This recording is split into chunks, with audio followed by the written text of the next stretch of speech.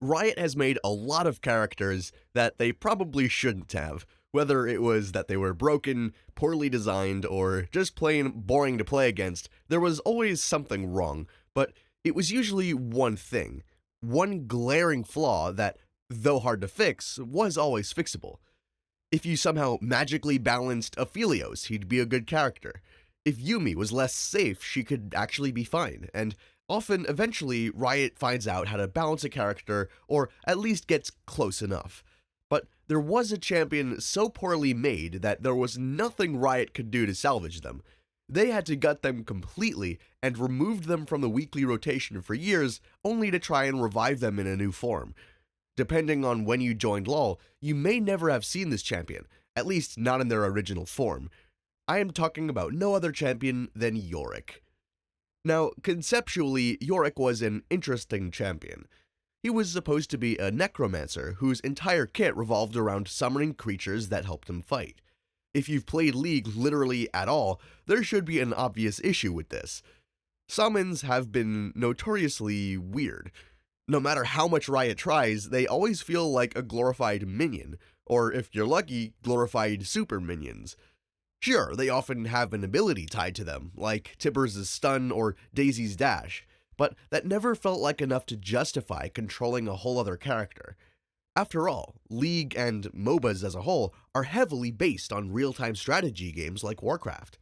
Being able to control forces was all these games were about. Having a half-backed version of that in a game with largely the same controls is extremely jarring. However, the fact that Yorick would be a champion based almost entirely around a troublesome mechanic was only part of why his character was doomed to fail. The other reason was when he was made. Riot is a business, and like all businesses, all of their worst decisions revolve around making more money. League of Legends is a free-to-play game, and it always has been, so Riot only ever had one way to draw money out of its player base's pockets, and that was skins. Their general strategy went something like this: release a new champion, build hype around them, release a few skins, rinse and repeat. The more champions they had, the more skins they could release, and the more money they could make. Over the years, Riot realized that people would rather spend all their cash on one really interesting character than a bunch of half-baked ones. But that was over the years, and Yorick came out just 2 years after League was made. This was a point in time when they had yet to refine the champion creation process, and that's saying a lot because they still don't seem to be able to get that right. But moreover, it was a point when Riot was at an all-time high when it came to the need to make money quickly. Remember when I said Riot was a business? Well, in 2011, they were purchased by Tencent, a super large and super powerful tech conglomerate. Riot was no longer a bunch of indie developers trying to make a game that they and their friends would have loved to play, but now they had to prove that the game they had made could make Tencent a lot of money. So they had to up the one thing they had that could make them money: champion production. Now, this period had a lot of hit or miss champions. It gave us champions like Vayne and Talon, who were both extremely interesting and fun to play. However, it also gave us champions who felt incomplete and rather lackluster, like Volibear and Karma. The latter was so bad that she actually became the first champion to ever get a visual graphic update. The climate of the Rift is incredibly sensitive. All it really takes is one slight imbalance in a single character to throw multiple metas into chaos. Even simple things like scaling can ruin not just a champion, but the whole game. But like I said, Yorick was based around summons, an extremely complex thing, and they rushed his creation, so we got this.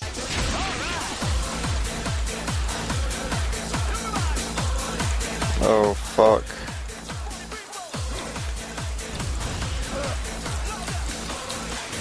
Oh, yeah. However, Yorick didn't start out broken. Far from it, in fact. He was one of the weakest champions on his release. So, what happened? Yorick, in a sense, was the first character of his type, a full summoner. There was no one like him in the game, and no one to compare him to. You usually know what stats and scaling should be like for a bruiser, a late-game hypercarry ADC, or a burst mage. Sure, some may vary here and there, but you know generally what they should play like and the stats you have to give them to make them do that effectively. Yorick didn't have these benchmarks. How much damage should he do relative to his ghouls? How much sustain should he have, and how should he play? Riot decided to play it on the safer side, so he came out too weak. They gave him a buff the next patch, but then he became too strong. This balancing act would continue for a very long time. They didn't really know what to do with him, and this largely had to do with his kit. For the most part, his moves were rather run-of-the-mill for a top laner. His Q was an auto-attack enhancer, his W a slow, and his E dealt damage and healed him for a percent of the damage done. Pretty uninspired, if you ask me, but his passive allowed him to summon a unique ghoul for every basic ability cast and increased his damage and damage reduction for every ghoul he had active. A move that allows him to deal damage and heal is fine, but a ghoul that heals Yorick for a percentage of his AD on every attack it lands is a whole different story. His ghouls gave him lifesteal, movement speed, and an AoE slow, which all added together making him extremely good in battles of attrition. However, there also had to be a limit on Yorick's own strength, or else it would make laning against him unfair. Make him too weak though, and then he's completely vulnerable when his ghouls are not around. They obviously realized that his ghouls would function as damage over time, so if he plans to be effective at all, he would need incredible staying power. The general plan of action with Yorick was to summon as many ghouls as you can, stay on your target, and auto them while your ghouls mob them. Obviously, seeing as it's a 4 versus 1, you'd likely win the trade. After this, you'd use your lifesteal from your E to heal yourself back up. So his effectiveness revolved around two things: how much damage he's able to dish out in a given time, and his sustainability over multiple exchanges. Maybe if Riot dedicated enough time to his original concept, they could have balanced this better. Instead, they made all his ghouls deal magic damage and gave him absurd mana costs. Before I break these down, if you're enjoying the video, make sure to like and subscribe if you want to see more stuff like this. Now for the first point. Yes, Riot thought it was a good idea to have an AD scaling, auto-attack focused champion have basically half his moveset deal sustained magic damage.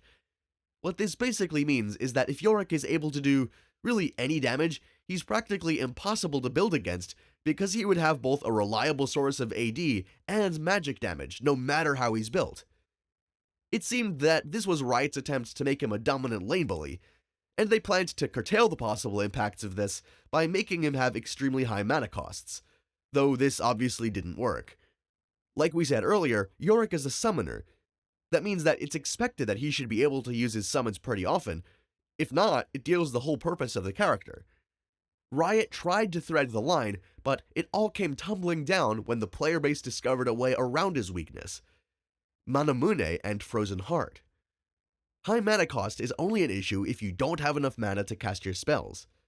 This turned Yorick into the beast he was.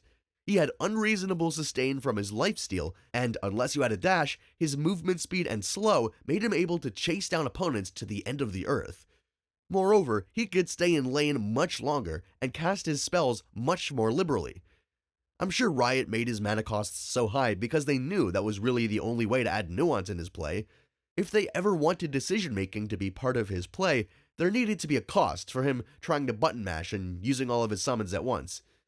Now, there wasn't. 55 CS up, very early into the game. Darius starts to get a little bit desperate and tries to harass, and immediately I'm able to jump on him and kill him. Now, even if he got that ultimate off right there, I don't think he would have been able to finish me off. He was the ultimate lane bully.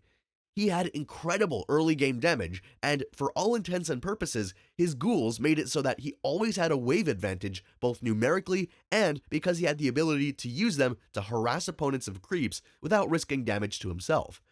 And even if he did take damage, they would heal him up. It was common for Yoricks at the time to have almost twice the CS of their lane opponents. And yet, we haven't even mentioned his ult yet. Yorick's ult, Omen of Death, allowed him to summon a clone of himself, or an ally that he's able to control. If the original copy of the clone dies, they're revived by the clone and can fight for 10 more seconds before they eventually die. So this basically means that as long as his ult was up, any 1v1 became a 1v2, and even if you managed to kill him against all the odds, he would just come back to drag you down to the grave with him. Though, despite this, Yorick wasn't completely overstacked and definitely had a place where he didn't shine. Due to his lack of CC and reliance on his ghouls, he was basically completely useless in the late game.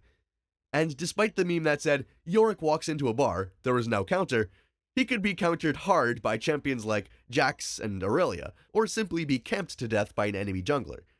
So he was definitely overpowered in lane, but not completely broken in game. But even if he was, Riot has always had the tendency to create overloaded champs, and more often than not, they seem to stick by them to the end, trying everything they can to make them work. So why didn't Riot do this to Yorick?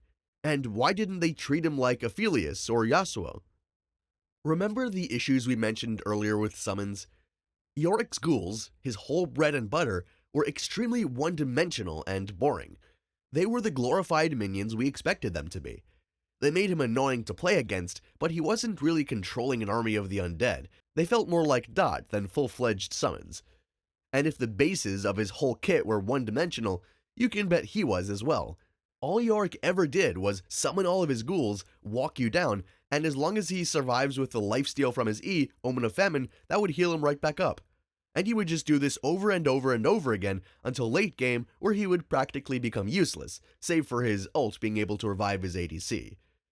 He was extremely dominant in meta, yet extremely boring and one-dimensional, failing to really be the necromancer he was promised to be and just being annoying overall. And sadly, it was impossible to balance him. Like I said earlier, his kit made him very binary, broken in the neutral game and useless in the late game. If you nerfed him slightly, he would be weak in the early game and useless in the late game. Riot was left with only one choice really, and that was to rework him, but again, they are a business and that would affect this again. Like I said earlier, Riot has a pretty stable money-making scheme. New champions, new skins, more money. And reworks don't fit so well into this. Oftentimes, there are people who actively play a champion, even those that are poorly designed, underpowered, or overpowered. Reworking a champion risks having their mains quit the game if the champion deviates too much from what they're used to. A Rioter explained this concept in a Reddit post. Though he claims that their main goal isn't revenue, it's engagement, which sounds a bit funny to me because it makes it seem like people leaving their game doesn't affect their revenue and all they care about is player experience. Which, if true, they would have some explaining to do in regards to the new development with Hextech chests, but I digress. Even after nerfing Yorick so bad that his champion was basically 6 feet under, there were still Yorick mains, even quite famously so. With how dominant Yorick was, there were quite a few people that liked him for it despite all his flaws. However, Riot knew that they couldn't let him exist in the game in the state that he was, so they didn't let him exist at all. Gutting the champion out of viability wasn't enough. They removed him from weekly rotations. This basically meant that depending on when you joined LoL, you may never have even seen a single game with the original Yorick in it, even while he was technically still part of the game. Riot said that a rework was in development, but we wouldn't get one until years later, and when we did, we got this. Featuring Yorick, the Shepherd of Lost Souls.